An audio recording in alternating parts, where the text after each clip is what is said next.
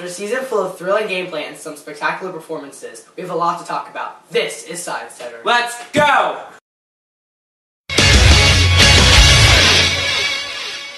Hi, I'm Sam. Hi, I'm Max. This season was one to remember for the Simon Atlas basketball team. Under the guidance of coaches Josh Bernstein and Paul Stone, the B team finished the regular season with a record of 6-0, and the A team finished at 1-5. And to think, the B team wasn't even supposed to be serious. Still, the A team put up a strong fight when they needed to. True, at least they won a game. Yeah, that was an exciting forfeit. So Max, truthfully, what was your take on our drive this season? Well, we could have done better. But you know, the game of basketball is hard. You know, the hoop, the ball, the lines. I don't know how the pros do it. Well, let's see what man Josh Bernstein had to say in a recent press conference. You. What is one adjective you would use to describe this season, and why? I would say one adjective to describe this season would be average. I think that we had a lot of potential, but we didn't fully utilize all the talent that we had on the court, or that we had in the chapter, because there were a lot of inactive or injured people this year, such as Ben Canner, Brian Shore, just people that would have been really great to have on the court. We did have talent such as Ben Schick. I wish that we set up a little bit more plays like the pick and roll and the alley-oop and the give and go and all that good shenanigans. But I think that there were a lot of flaws in my coaching this season, but there was a lot of shining moments. But overall, I would say average. And next season, I'm hoping for a little bit more success, maybe past the first round of the playoffs. You over there. How did you manage two teams at once, and how did they play when combined for the playoffs? I think that one thing that really helped me in having two teams was our assistant coach, Paul Stone. I think he did a great job.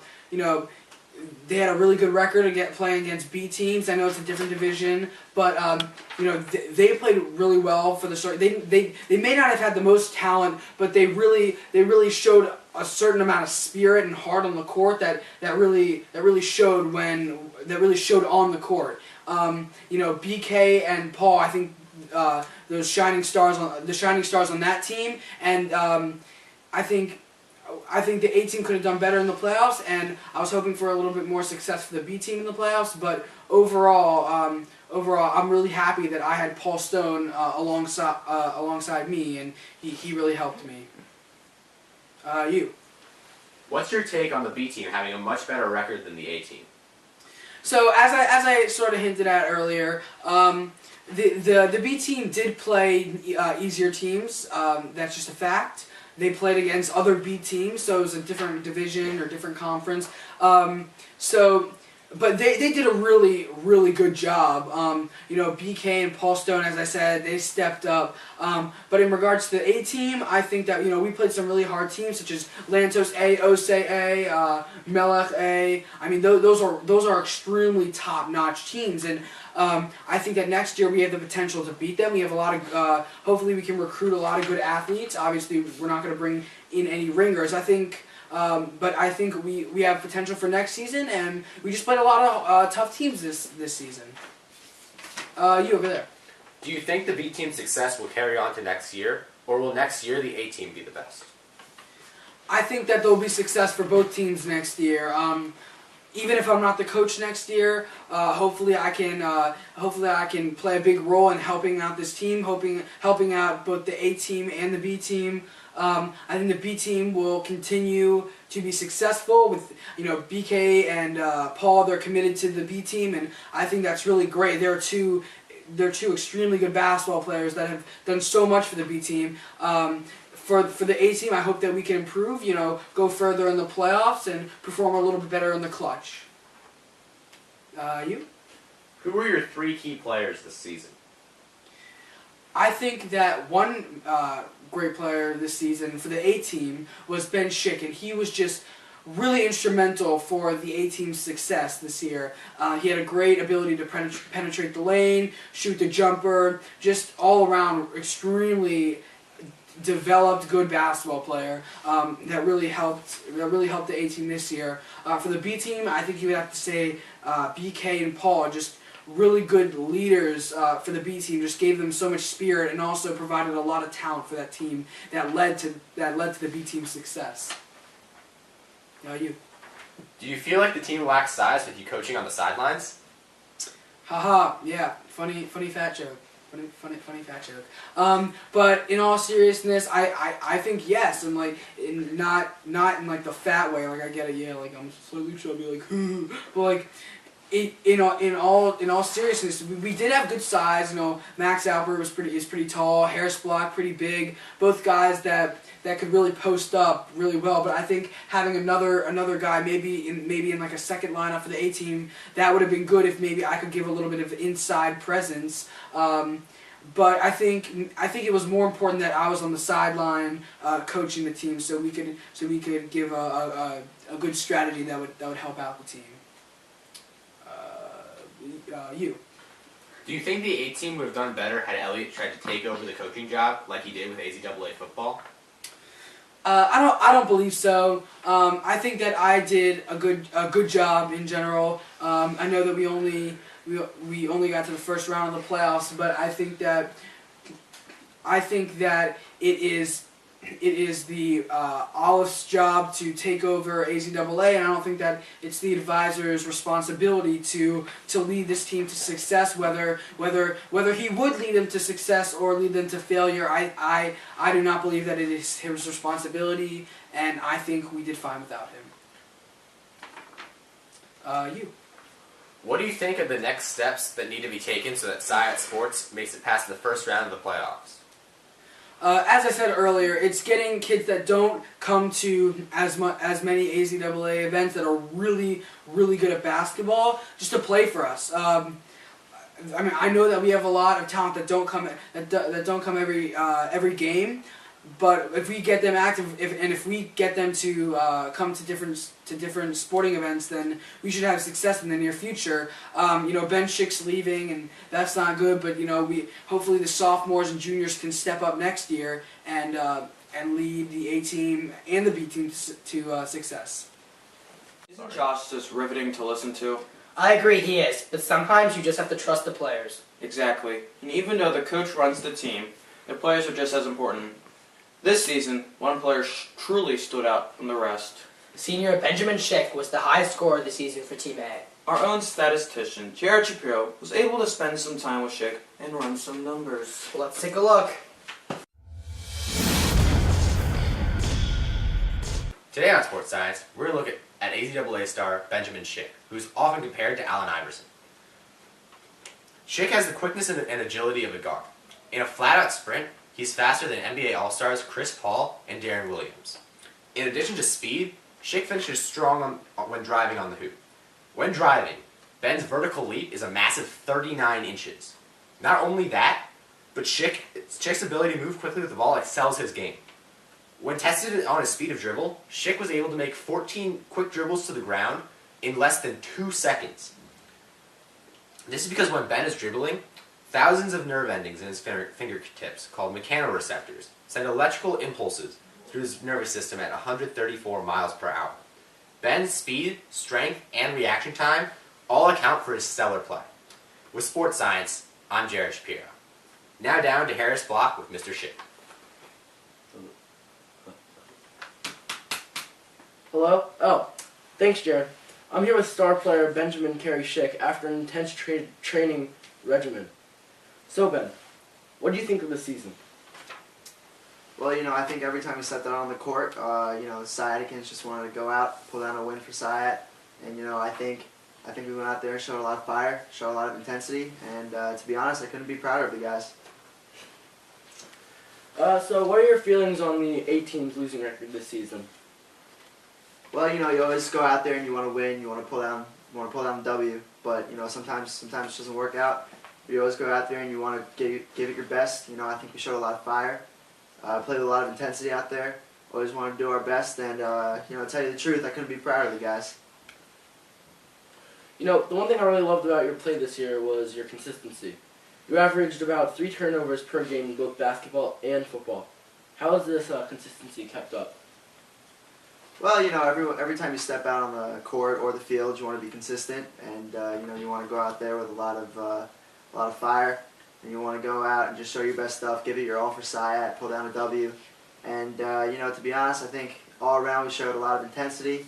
We were focused, for every game, and I really couldn't be prouder of the guys.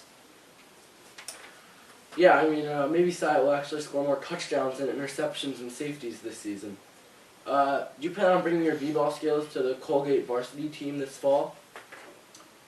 Well, one thing I really liked about the season was that, every time we went out, we showed a lot of fire, showed a lot of intensity, and we were really focused to get our goal done and winning a game. And, I can only hope that when I go to Colgate, I can try to bring the same fire and the same intensity, to the boys up in New York. But overall, just commenting again on our season this year, I just really couldn't be prouder of the guys.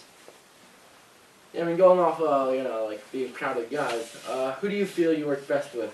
Or were you just a one-man wolf pack out on the court?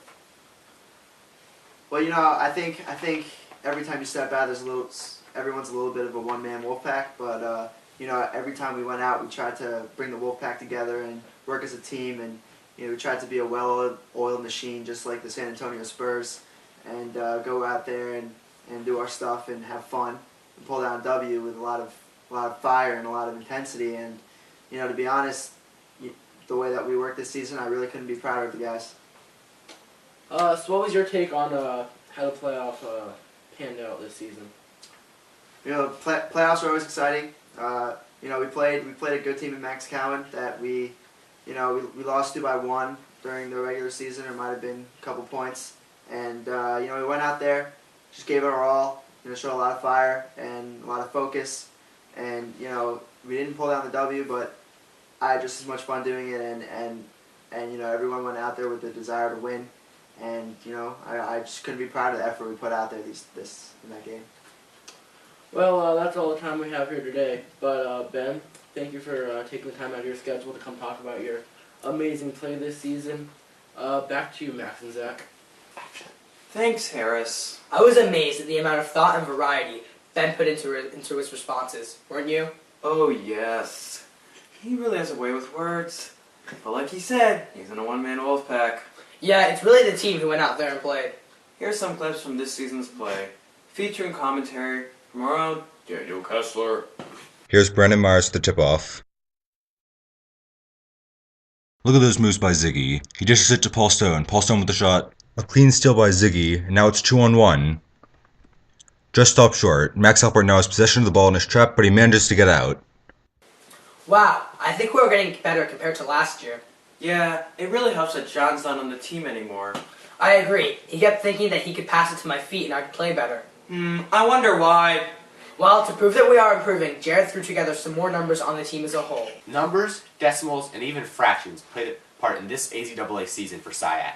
In the month of March, Team A scored 19 1/3 points a game, while Team B scored 31 1/3 points a game. 11 different people scored for Team A, while 12 different people scored for Team B. Team A's leading scorer was Benjamin Schick, who averaged 4 points a game, while Team B's leading scorer was BK, who averaged 8 points a game. A total of 5 people scored for both teams. There were no 8th graders to score for Team A. BK scored the most points in a single game with 16 points for Team B. Some other people with significant points in the game were Chad Grusin scored 8 points for Team A. Benjamin Schick scored 10 points for Team A. Adam Vinner scored 7 points for Team B, and then in a later game scored 8 points for Team B. Ziggy scored 9 points for Team A, and then 8 points for Team B. Drew Hine scored 8 points for Team B. Zach Raisin scored 8 points for Team B. And BK, once again, scored 8 points for Team B. Now, both teams had a variety of scorers in March, which was a great way to head into the playoffs. Now let's send it down to Stephen A. Smith and Skip Bayless for the season-ending review. Thank you, Jared. I'd like to introduce my friend, Mr. Skip Bayless. Hi, thank you for having me today. No, thank you, Mr. Skip. Okay, so how do you personally feel this past Simon Atlas basketball season went? Well, Skip, there were many ups and downs of this basketball season. They were true to my heart. I could feel it go up and down, Skip. But I can tell you one thing for sure. That in the fourth quarter of the Simon Atlas AZAA playoff contest, the only one who's carrying the basketball is Mr. Benjamin Schick. But what about other Simon Atlas members like Zach Zweig or John Zachary Zweig. Now, this hurts me very much to say, Skip. It's okay. very much, because Zachary Zweig is a true brother to me. I understand. We have spent many intimate times down in Dan and Max Albert's basement, just like Sam Lawrence and Molly. But in the fourth quarter of the Simon Atlas AZAA playoff contest, the only one carrying the basketball is Benjamin Schick. Well, I find that interesting for you to say. You keep only mentioning fourth quarter and Benjamin Schick. What about the first, second, and third quarters? Now skip. The first, second, and third quarters are a very important part of this game. But the fourth quarter is the stretch. A very long stretch at the very end of the game. I'm pretty sure they're all equal quarters. It's a stretch. The stretch to end the game. And the only one who's carrying the basketball... Unless it goes into overtime, of course. No, even in overtime, the only one who's carrying the basketball is Mr. Benjamin Schick. Now, if you want it, there are a few people that may be able to hold it during the first, second, and third quarter, Which would be who? but not the fourth quarter. Could you please name some names, because you only mentioned Benjamin Schick. If Chad Grusin, and this hurts me to say, because Chad Grusin is his brother to me, but if Chad Grusin is holding the ball during the fourth quarter, it is a federal crime. Federal? Federal. Oh. Federal. Shocking. Someone should lock Chad Grusin up in the closet and get all spherical objects at least 200 feet away from him in the fourth quarter, because in the fourth quarter, the only one who's carrying the basketball is Mr. Benjamin Schick. I understand your feelings towards this. But do you think that Josh Bernstein and Paul Stone have the same feelings about you that you are feeling about this? Now, I've spent many times I mean, talking to my coaches, brothers, Joshua Bernstein and Paul Stone, and they know the situation.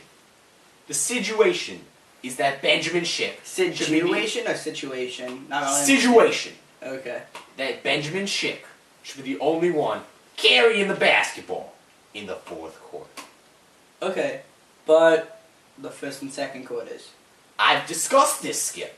You said only Chad. I'm pretty sure there's still 5 people on the court at a time. In the first, second, and third quarter, they can do whatever they want. I'm but pretty in sure the it still fourth, matters. in What the if we fourth get up quarter, 20 the only points one who's in carrying the the first basketball quarter? is Mr. Benjamin Schick.